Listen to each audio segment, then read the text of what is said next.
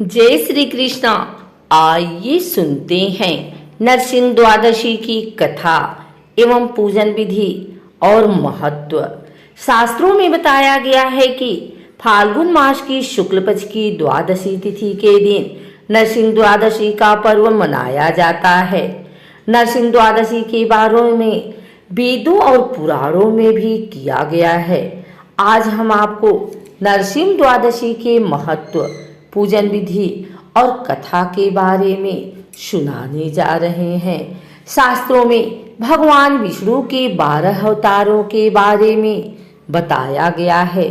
मान्यताओं के अनुसार नरसिंह द्वादशी के दिन भगवान विष्णु के अवतार भगवान नरसिंह एक खंभे को चीरकर प्रकट हुए थे।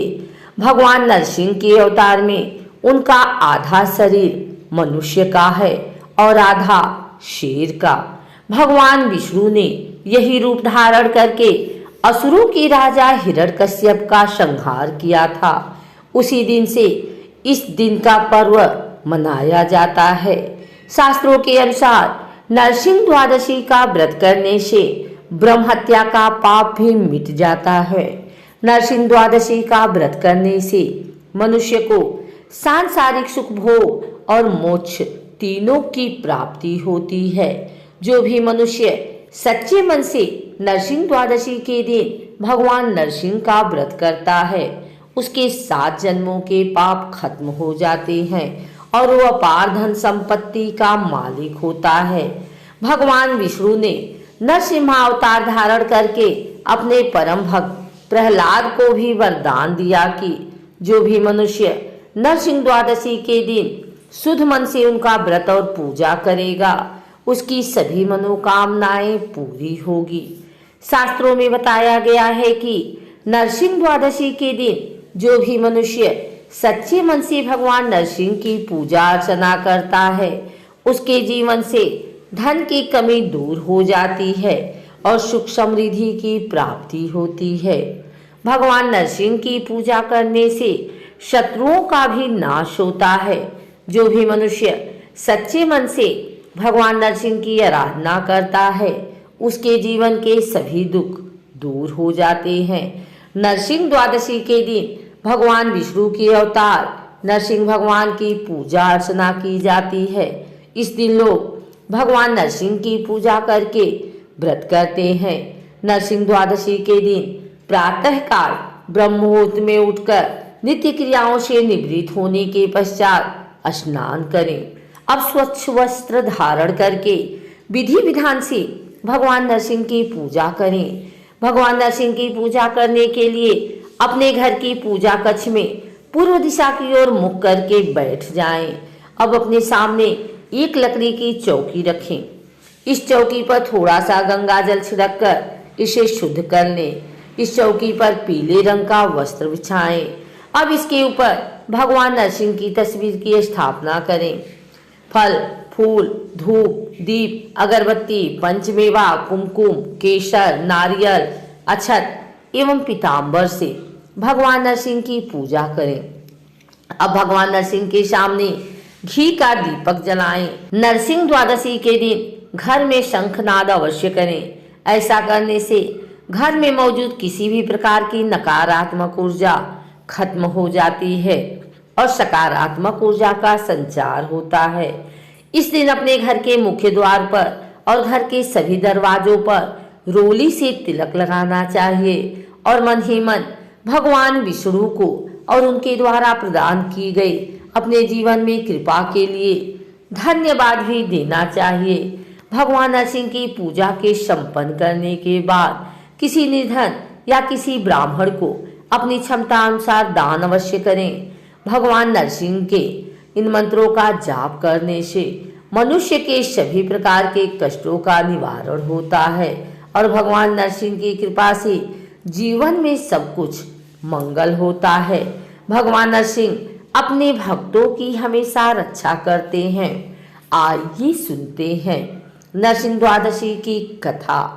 प्राचीन मान्यता के अनुसार ऋषि कश्यप एवं उनकी पत्नी दिति की 2 संतानें हुई। ऋषि पुत्र होने के बावजूद दोनों ही संतानों में राजसी गुण की मात्रा प्रचुर भारी थी। ऐसे में श्री हरि भगवान नारायण ने अपने वराह अवतार में उनके बड़े पुत्र हिरण्याक्ष को वध कर दिया। अपने ज्येष्ठ भ्राता का वध देखकर हिरण्यकश्यपु ने अपने को अजय बनाने की ठानी एवं सृष्टि के रचयिता भगवान ब्रह्मा की तपस्या में लीन हो गया। घोर तप से प्रसन्न होकर हिरण्यकश्यपु की इच्छा अनुसार ब्रह्मा जी ने उसे वरदान दिया कि उनके द्वारा रची गई सृष्टि की किसी भी रचना से उसका वध नहीं होगा। ना वह पृथ्वी पर मरेगा, ना ही आकाश में, ना ही पाताल में, ना मनुष्य द्वारा, ना ही किसी जानवर द्वारा उसका वध हो पाएगा। ऐसा वरदान प्राप्त कर हिरण्यकश्यपु अपने को अजय समझ तीनों लोकों में त्राहि त्राहि मचाने लगा। हिरण्यकश्यपु की संतान के रूप में प्रहलाद ने जन्म लिया।